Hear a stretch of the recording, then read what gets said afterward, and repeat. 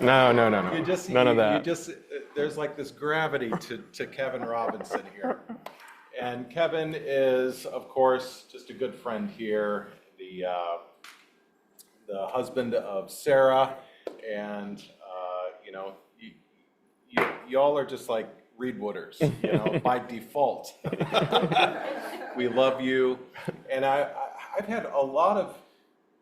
You can't have a conversation or hang out with Kevin and not go deep in conversation. It just quickly goes there. And my conversations with Kevin have always revolved around theology, have always revolved around philosophy, and just generally the nature of the universe, how things work. And I love how Kevin articulates his, theories and his beliefs on a lot of these things. And I thought, Kevin needs to talk to us at Forum here one of these times. And this is technically our second to last Forum, because we'll have CCS next week. And so Kevin, you are one of these people that has been given to me personally recently that I celebrate and I give thanks for. Thank you. And I give thanks for just your willingness to share with us, and we welcome you. Thanks, Mark. Thank you. Thank you.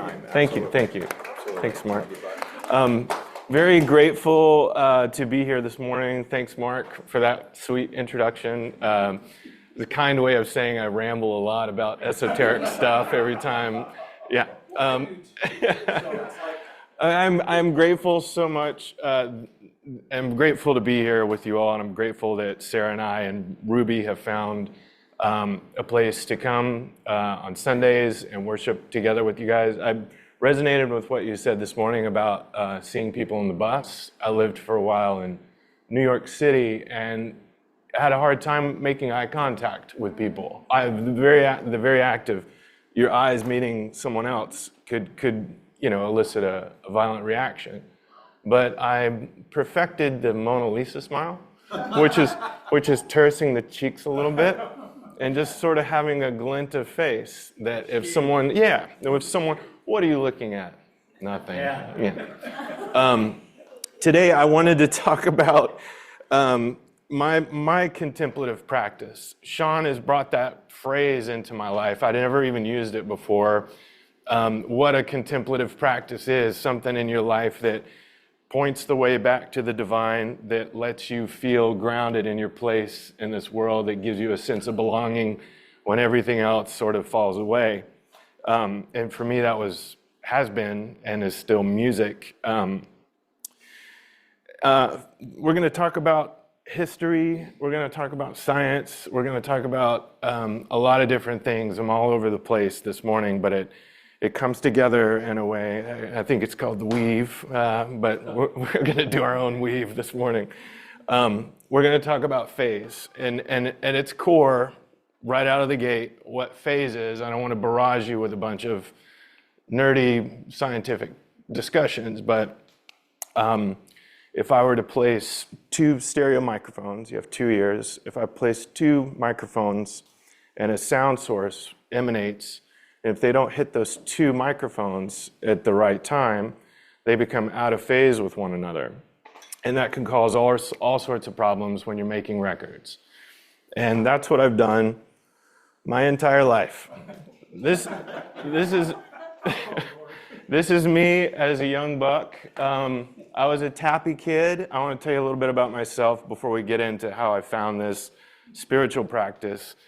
I was a tappy kid, so drums were like a godsend to me. I filled it, obviously, with all my stuffed animals, and it was just my place to separate my limbs, to understand how to physically be in control of myself. And the offshoot of that was that the rhythmic component is the hardest part of any instrument, is figuring out the rhythm. The notes, as you know, the notes come with practice and time. They become a part of your toolkit, but the rhythm, feeling the beat and the groove, and as the beat changes to 3/4 and 6/8 and 4/4 and 11/8 and 5/6 and all that, you know where those things are. I had that at a very young age. And then slowly moved into other aspects of music. I started to record things. I grew up in the South. I was born in Mississippi, was raised in Alabama, two of the least educated states in this, yeah. And I was raised in an evangelical church. It was non-denominational, borderline cultish, I'll be honest. Let's just call it what it is. And I remember vividly being a kid and the pastor pulling me aside with my parents one Sunday and said that the drummer had backslid. And would Kevin feel comfortable drumming for worship? And, I think I was 12 at that time. And so I was 12 years old, next service, trial by fire. And the pastor was also the worship leader. It was like a 2.5-hour Holy Ghost-filled rock and roll session. I sat with drumsticks and watched this preacher with laser precision because he might be speaking on a verse, get behind the piano, on a verse, and you just had to, we're going. This is, And so I learned and we would have little huddle meetings. I was this child amongst all these grown men. And I remember before service, the first service, they had the huddle, and Kevin, it's your job to get them to the throne room of God. And my armpits just started sweating. But then I slowly started to realize that in those moments, the wind chimes, the hands go up. The cymbals swell, you feel it. And then there were these moments of recognizing as a kid when it goes to the minor drop on O Holy Night, when they fall on your knees, it hits you in the gut and you're supposed to want to tear up. It's supposed to happen that way. You're being emotionally pulled. And I saw at a young age of this is emotional manipulation, of how you can get people riled up like a rock and roll concert and fired up, and then at the same token get them completely pensive and looking inwards. So that was a unique skill to develop early on in life. This handsome devil. And I'm going through this, stay with me, this all means something. 1 month from this photo, I had a hiking accident, broke my back, and had to drop out of high school. So I bought a 4-track during that time, which is a primitive recording device. It's a cassette, and it has 4 channels. And so for the remainder of high school, I was basically alone on a mountaintop with this thing, and taught myself. I'm self-taught on everything that I know about music. And in fact, everything I'm telling you now, I've stumbled into on my own. I haven't had anyone formally teach me any of this stuff. I took those years very seriously and knew that it was a gift. I had the near-death experience and lost all my friends, had the unique experience of knowing what it felt like to be close to the veil of death. And so having your girlfriend break up with you really didn't mean a whole lot. So I started to see music becoming more of my healing salve during that time. And while I was, I think, a sophomore, took some recordings that I had made and won a national contest and got published, and that was my first record on a shelf, was when I was 15. This guy got signed to a record label at 22. This guy moved from Alabama to Nashville, Tennessee, and was signed to a Warner Brother record label right out of the gate. This is me in Portland, Oregon, by the way, at PDX Pop Festival. I was so excited, I stage dove into the crowd, and they took a photo of it. So I began my career as a producer and a recording artist at age 22. I was in school to be a journalist. I studied at MSNBC, gone out there to do multimedia production. And then you get the contract in the mail, and it's, what do? Do you just run straight into the gaping maw of abject poverty or do something that seems like it makes sense on paper. So I became a recording artist, which is actually how I found my way to Portland. After running the gauntlet of Nashville, found my way here and had a full career for almost a decade, toured the world. This guy toured the world. I was a stand-in for Chewbacca during that time, and at my heaviest, I think was 220, but I'm showing you all these things because I have been many people over the years. And during this time, I think I had put out 30 albums of I think probably 10 to 12 of my own, and then at least 20 or more of other people's. I developed a reputation as a producer. People would come to me. I'd built studios. And this is, I think, 18,000 people in Belgium. I was on tour at the time, and I had just played at the Jisan Rock Festival in Korea in front of 30,000 people. And there's something that's pretty incredible about standing on the edge of a stage, and it's heads as far as you can see, and then there's billboards that project you to the people you can't see. So I understood at that moment what it felt like to send a sound out to just a wave of people and just see it ripple, just like skipping a rock. So during this time in my life, I've seen the rise and fall of all recorded music. I wound up in New York after this man ceased to be. I went to New York City and was a hired gun for a while. So again, my manipulation with sound was paid for by corporate entities that wanted me to make you want to buy their product or score a Facebook ad or something like that.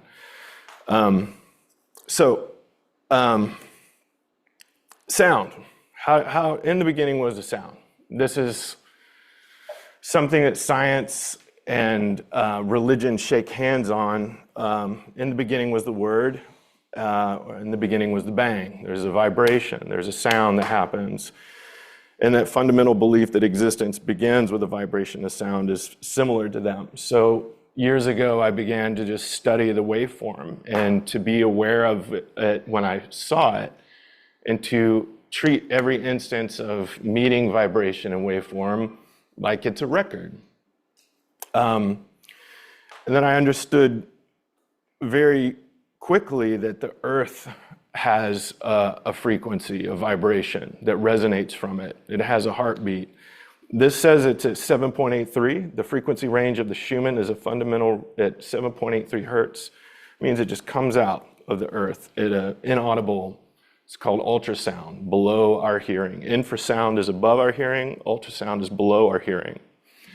And without this fundamental vibration that comes from our planet, human beings can't reproduce, we can't think, we don't operate, which is why it's perplexing to me, this Occupy Mars. We're biologically tethered to this thing. There's no way out of it. Brain waves, the Schumann resonance is believed to be in sync with the brain's alpha and theta waves, which are associated with relaxation, creativity, and meditative states. This phenomenon is entrainment. We'll come back to that, because entrainment are where two things are happening and a third one just kind of sheeps up. And this happens all the time in vibration.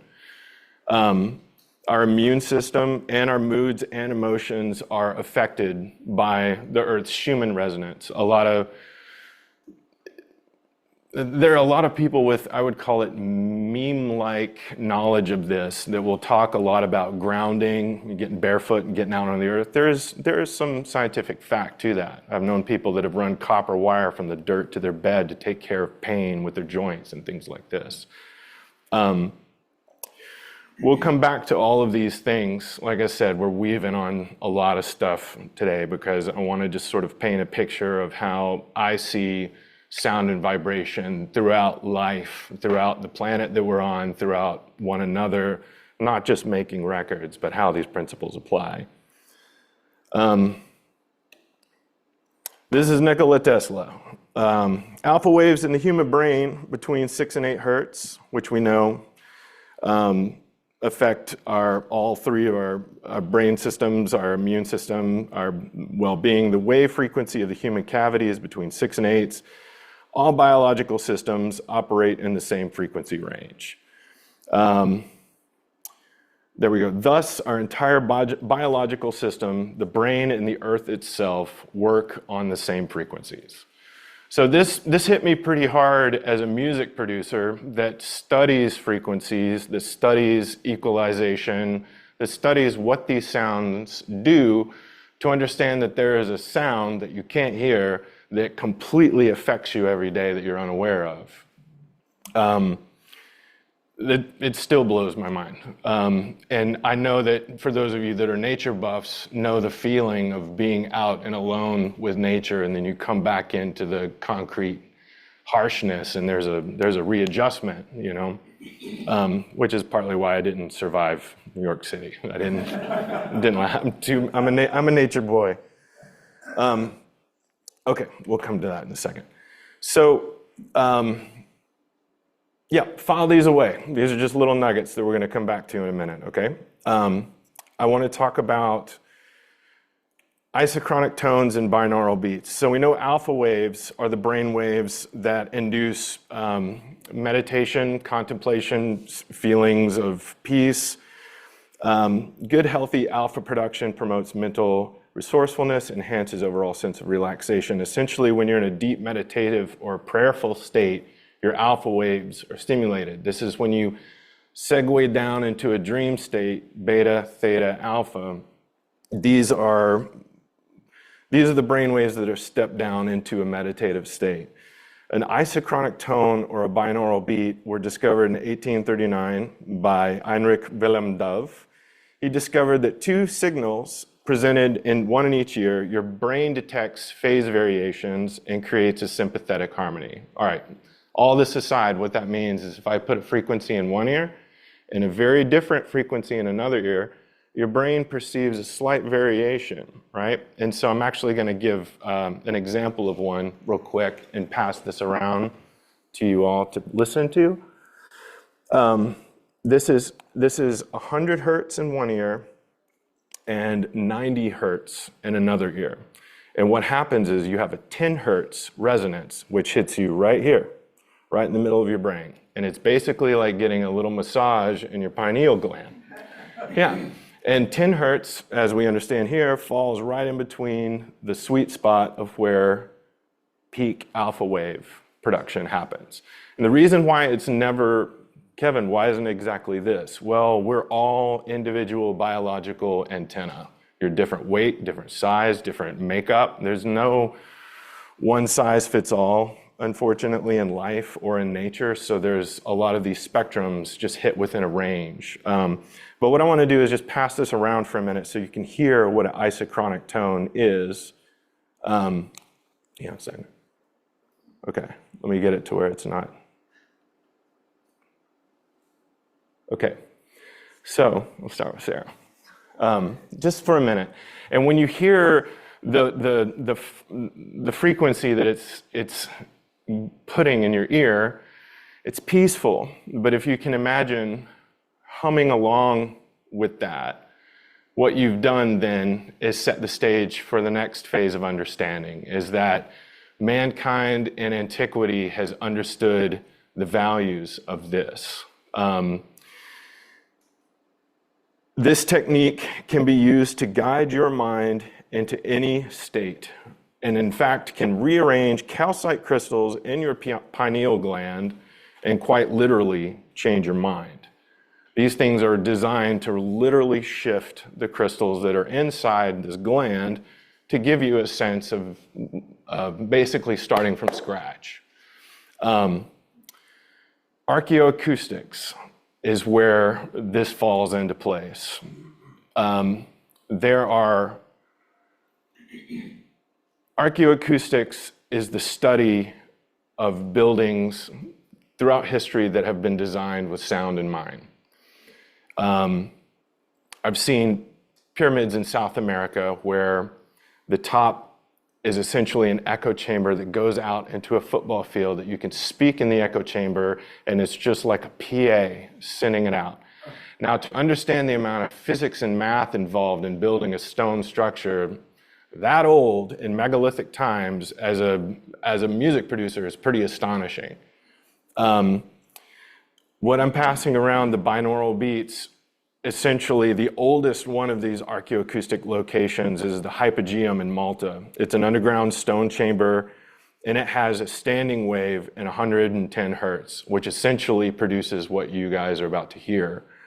The 110 attunement switches off the prefrontal cortex, again, inducing a deep meditative state. What ancient man was doing was going in here. They were reaching an om, a meditative, prayerful hum, what have you. In men, it's about 150 hertz, 100 hertz, or in that range. In women, it's about 200. That if you gather together and you all chant, sing, how there's cathedrals throughout the world built with this in mind, you induce a binaural beat, an isochronic tone. The phase variations throughout the walls creates a standing wave. So the louder and the more voices you have, the louder the voices the isochronic tone is. The ancients used sound to heal. And in this Malta Hypogeum, there is a room called the oracle chamber designed to resonate at this 111 hertz. And they now know that this 111 hertz attacks cancer cells. So ultrasound is not just used to take pictures of babies in the womb. Ultrasound is now being used to fight cancer and a lot of the illnesses that everything has missed. Pythagoras was the first to postulate that sound and music could heal. He thought that horns could heal your stomach and all sorts of devices could heal. And I think he was onto something. Even in the Bible, there's instances of acoustic weaponry in the walls of Jericho. But as I was making this presentation, I had a bunch of, again, post-thought. Da Vinci's Vitruvian Man, I think, was the first instance in my life where I saw the waveform itself being presented as a Renaissance breakthrough in mankind's consciousness. The Vitruvian Man, the drawing of the dimensions, is named the Vitruvian Man because of a book called The 10 Books of Architecture. It was written by a man named Vitruvius in about 20 BC. And he was commissioned by Caesar to put all the knowledge of building anything into one book so we could preserve it, right? 20 BC. In every chapter of this book, he starts it out like, look, I didn't write this. I didn't even get this information. This is way older than I even know. I don't even know who wrote it. I'm just compiling it. So right out of the gate, I'm humbled by the fact that in this book, it teaches you how to build literally everything: a home, a cathedral, anything that you see in antiquity that's falling apart in Rome and Greece, all over the world. It's in this book on how to build. And chapter 3 is the symmetry of the human body. And Da Vinci was like, let's see if he's right. Is the hand really 1/16 of the entire? Yeah, sure is. Is the face this percentage? Yep, it's like perfect. So if that's what inspired Da Vinci to do Vitruvian Man, I was like, well, what else is in this book? This is incredible.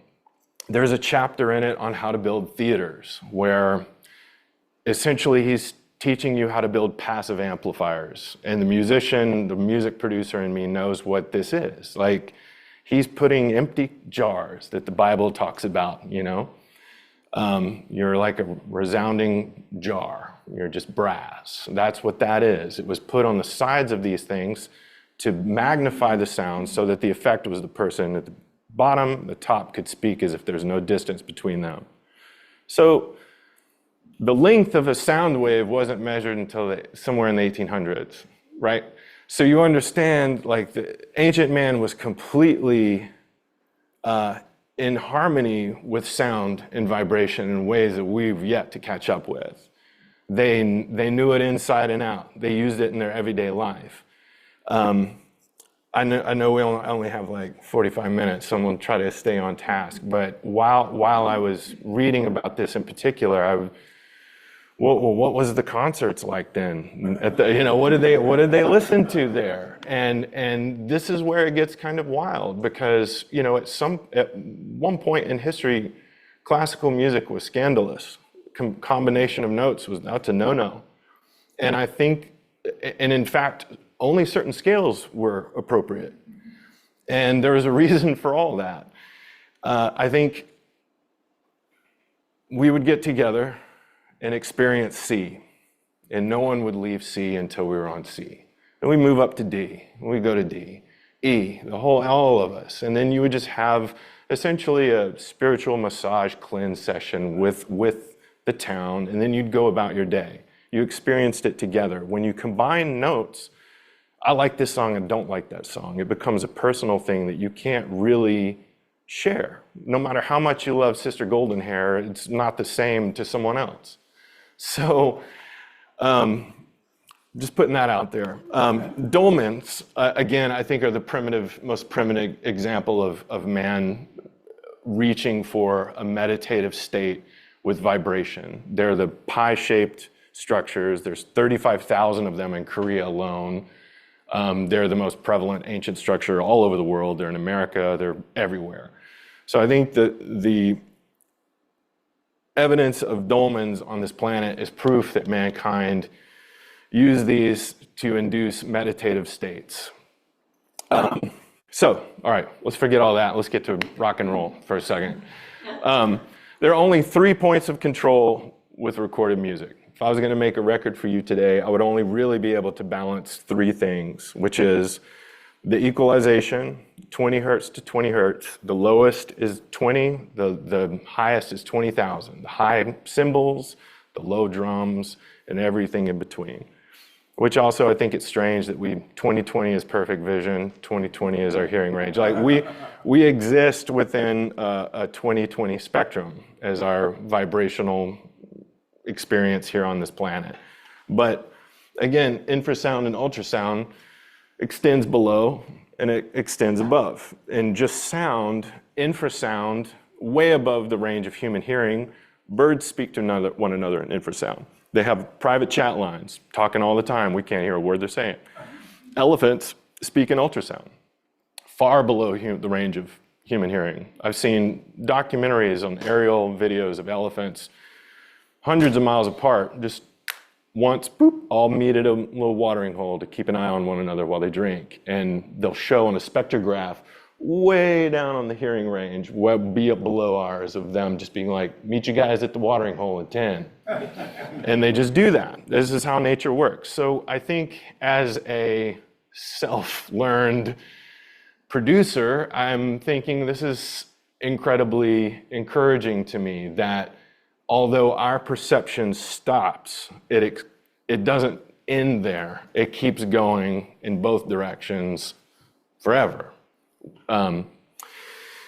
Movie examples, you've been manipulated with this probably. If you've seen a scary movie in the theater, they're now starting to use that more and more. Ultrasound to make you feel panicky in horror movies, make you feel sweaty. There's actually some legal ramifications for that for some people because people have vomited in movies because it was so scary. It's like, no, it wasn't scary. You were just pummeled with a frequency your body's not used to getting.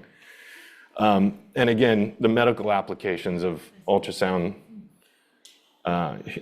healing cancer. So we can control EQ, we can control the volume, where we pan it, the spatial of the sound, where it is, left or right, center, how loud it is, and we can affect phase. The relationship between all vibration is phase, and this is the one that we're talking about today. This is the binaural beat that you heard, the isochronic tone, the thing that induces you into a meditative state is in fact an offshoot of phase. Phase is the most mystical part of this. It's almost the ethereal je ne sais quoi of music that you don't know what it is, and when it's good, it's wonderful, and when it's bad, it's terrible. This is what phase is.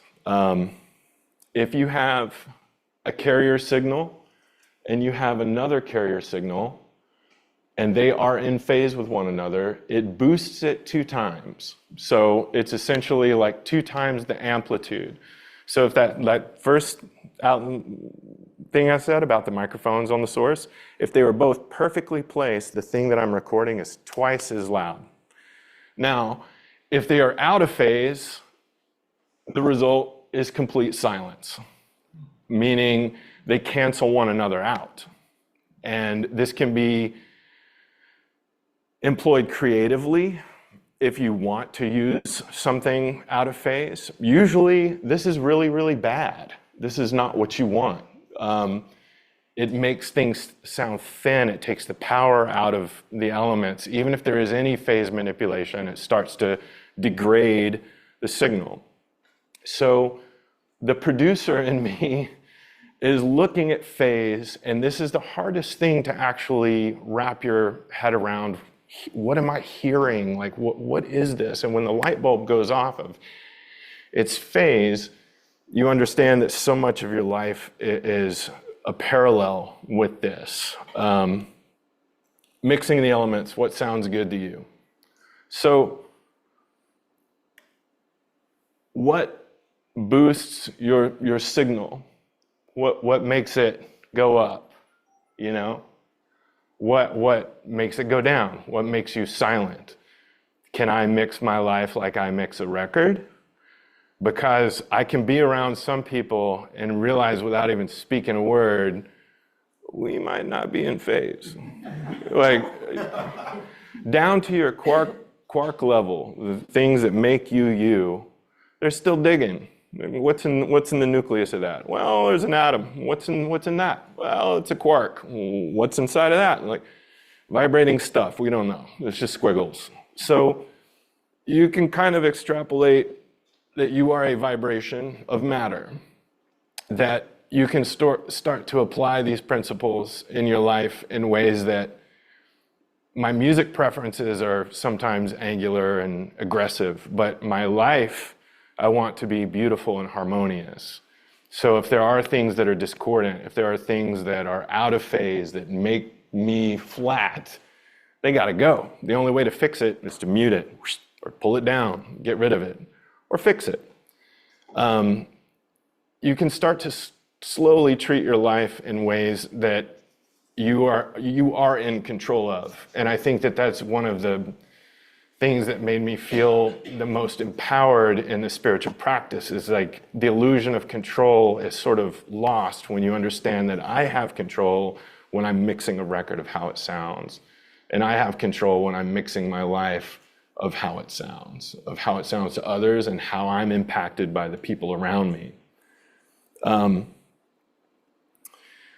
Does sound affect matter? Cymatics. Yeah, we're going to blaze through this really quick. You don't need ears to be affected by this. I've worked with the deaf community on cymatics. Let me see if I can pull this up. Cymatics are essentially the study of sound on matter itself. If I can do this. Hang on. Okay. My friend Miles is deaf, and he developed this program that 12 notes of the scale correlate to the color wheel. And we went on a walk, and it's, let me tell you, it's a very challenging thing to think about having a conversation with a deaf man. Yeah. Thank you for being patient with me. You learn that right off the gate.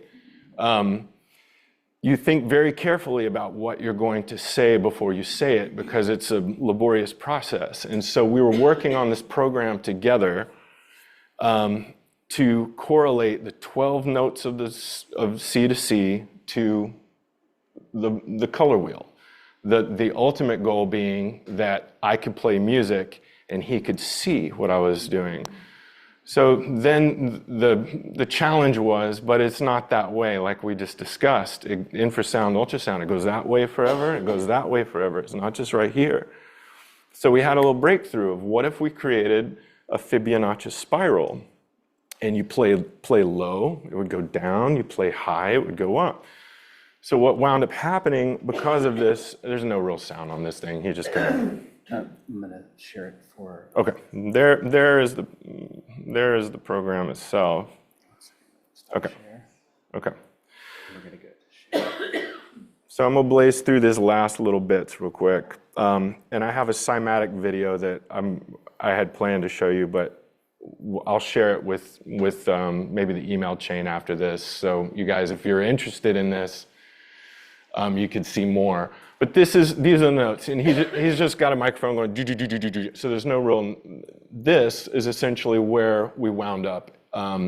Low in here, high up here, and through this program, I had a deaf man play guitar on an album that I made, and he was able to see. He had a pulse with the tempo on his neck, so he knew what the beat was, and he would see a red low, and he would harmonize a high yellow, and it would create an orange. He was painting musically as what he saw the colors I was making, he would complement it. And we were all just weeping watching it happen. So, you can start to see how this experience of a vibratory life that we have on this planet isn't just relegated to our six senses. Okay. So the last thing I want to talk about is, okay, we'll stop sharing with you guys. You don't get it anymore.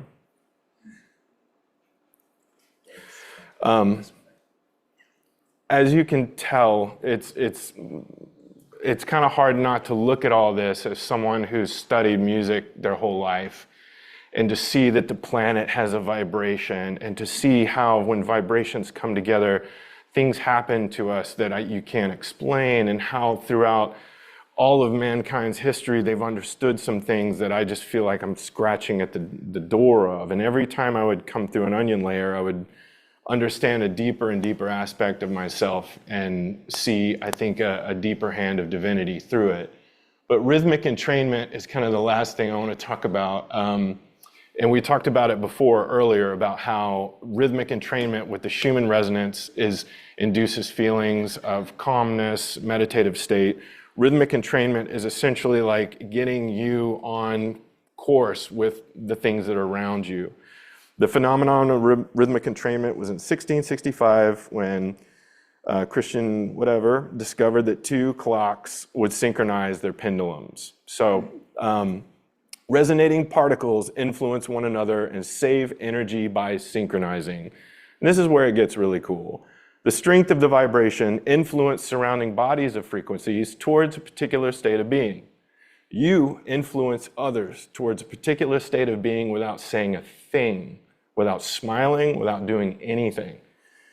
This can be felt when we're in community and having a shared experience with others. Entrainment itself suggests that eventually we will all be in sync. But until that moment comes, it is important to mix your life with people that are in harmony with you.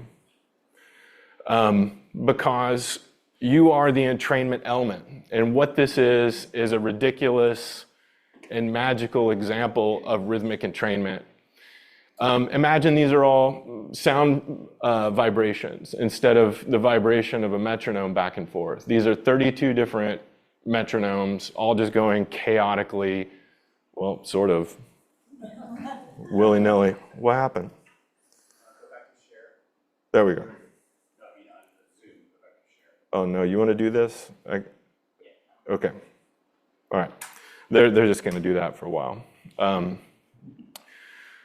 So once you realize, I'll go ahead and hit the spoiler, like in about 2 minutes, all 32 of those metronomes are lockstep with one another. And why that happens is still a magical thing to me. But we've just discussed all the principles of why that is. And I know that you can know why that is by understanding, how they influence the bodies around them, frequency. But until you see it happen, you don't understand that like your force on those around you isn't relegated by any other forceful action other than your vibration in and of itself. And so the way vibration saves energy is by going up. It never goes down, it goes up. And so if you have two people and one is down and one is up, that rhythmic entrainment suggests they will match it in frequency by saving energy. So I think the hopeful thing of all of this is that this suggests in time, you can already tell you can already tell that there's some stragglers that aren't playing nice. But you can tell after a while they all get it and they're just like, let's just do this. And I think as the music producer in me that understands how sound and vibration and the human experience works, how this points me back at the divine is so profound in that like this, I think is the overarching message of, love one another and above all else love. And there's some periods to that, like the end, just do that, phase where two or more are gathered together. There really are powerful truths to all of this. I appreciate you all letting me share my contemplative practice with you. I'm learning every day with people I'm around. You actually talk about this synchronicities are the things that let you know you're on the right path. I'm like, oh, I didn't know that. Well, here you go. The church is having, what is it being called? Sound bath. Sound bath. Okay, a sound bath, which is mind-blowing. The church on what, December 4th. Here, in the chapel, they're having, on December 4th, they're having a sound bath. So if any of this is remotely interesting to you, I encourage you to come because you'll be able to see essentially frequency entrainment with a group of people. And I think the group setting in any contemplative practice of worship or prayer or meditation is powerful, where you set your intention and focus is always boosted, like in phase, when you're aligned with those that are, So there we go. We're all together. All right. Anybody have any questions? I think we got a couple minutes. Yeah. So I can feel vibrations in this room Yeah. going into that warm and fuzzy place, but I have to say that I'm thinking of that bridge in Washington where the vibrations got in sync and the bridge fell down. Yeah, it's the equivalent of the opera singer hitting the resonant frequency and shattering the glass. Everything of matter has a resonant frequency that can heal and can harm. And the bridge collapsed because the engineers didn't understand that through certain tectonic shifts creates a resonating wave that can bring a bridge down.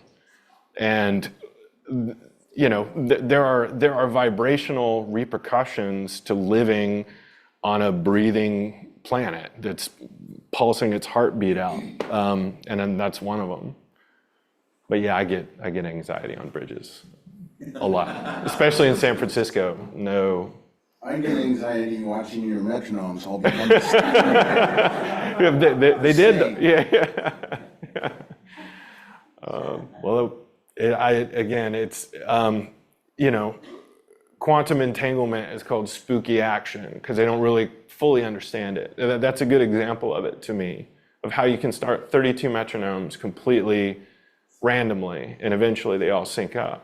No, the platform was moving. It's not magic. It's vibrations and rhythms. These are natural phenomena. Sure. There's also other phenomenon that's just nature. What is it? The 100 monkey principle of monkeys on an island that had radiation. They were getting sick and they watched these monkeys. One monkey washed the apple, ate it, didn't get sick. Another one watched it and watched that guy. He's not dying. I'm going to eat that. Once it hit 100 monkeys that were washing the fruit, they all did. It was an example of entrainment, of like, see what they're doing? It's working for them. See what they're doing? He's peaceful, he's happy, it's working for him. And there's these positive, encouraging moments of seeing it happen in nature, of like a monkey not dying by washing its fruit and everybody just following course and living your life in a way that doesn't destroy the natural living environment we're in and kill everyone around it. So, What was the rest of that story with the monkeys, though, across oceans? Can't remember.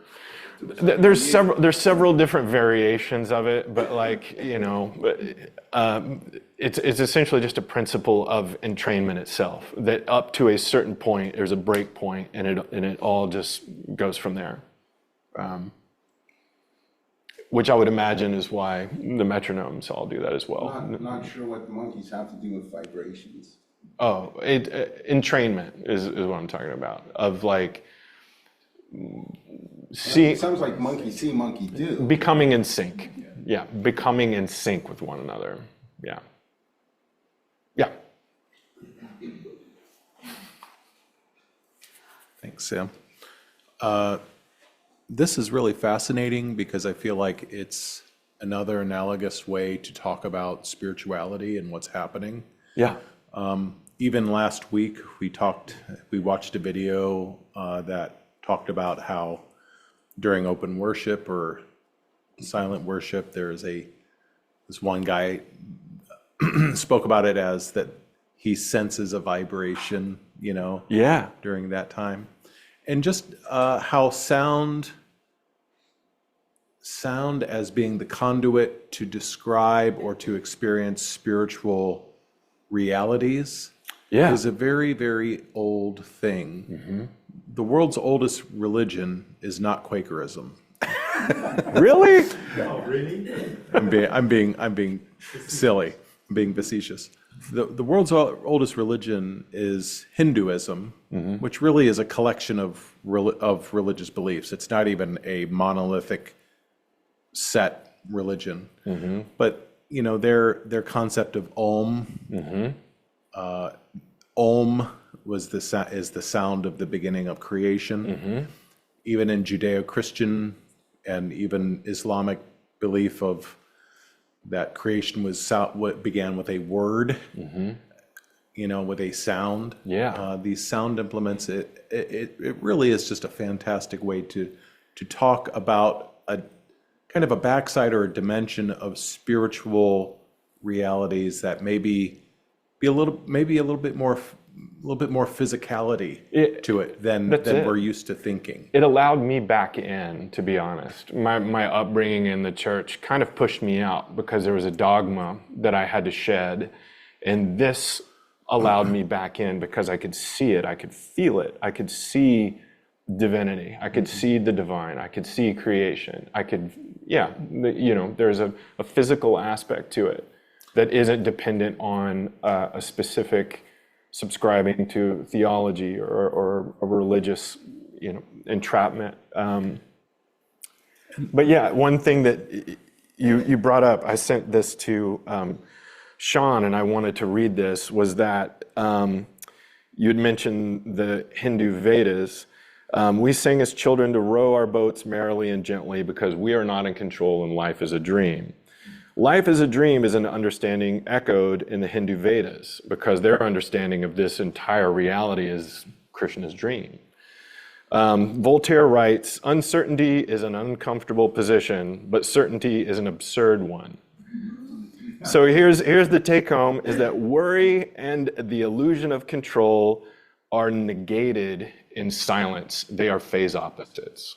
And so to me, whenever like anxiety, all the things, silence is the phase opposite of those things. So if I can find a centered moment to clear my head, it's all good. The things that are in focus, the things that need to be in the foreground are, and the things that aren't. I want to continue to talk to you about this because I could work this into my thesis. And I want that quote. Save you some time.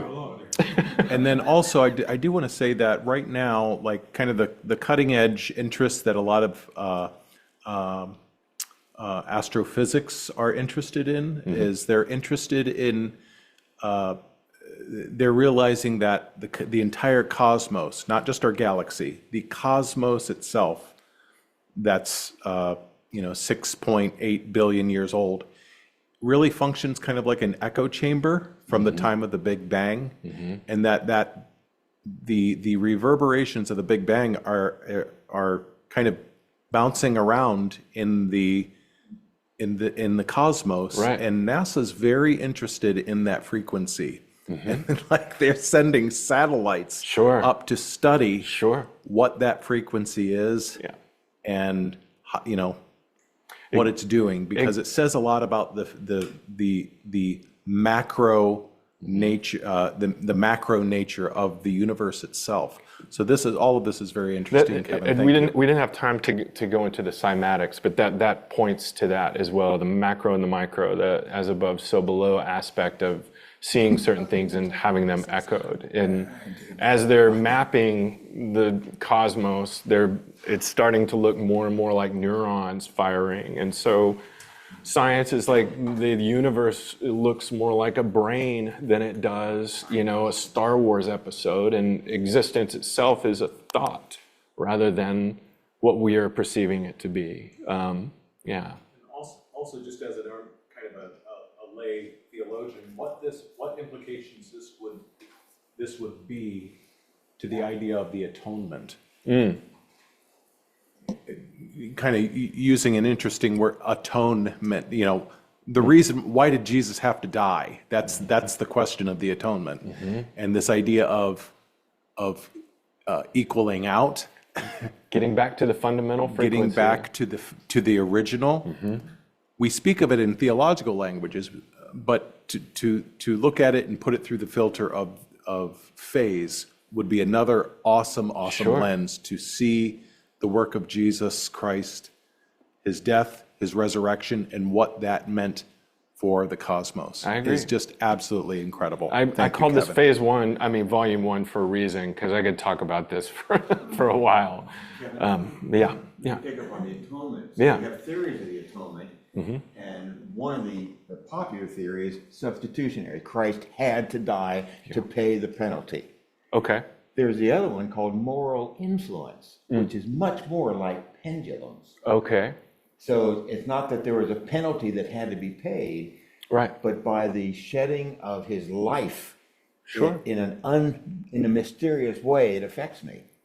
Well, no matter where you are in the arc of making a record, if you lose your way, you need to flip on the tone generator and find A, tune it back And up. get in sync. Yeah, get back That's the in. moral influence. And so the atonement itself is becoming attuned so that you are not the one who's out of phase with everything else. Thank you, Jesus. I for those of you who grew up in spirit-filled churches, I always have jokes about that, like, who stole a Honda? Who stole a Honda? Should have bought a Mazda. For those of you who spoke in tongues growing up. All right. I've embarrassed my wife enough. Thank you guys thank you for letting me speak. Thank you very much.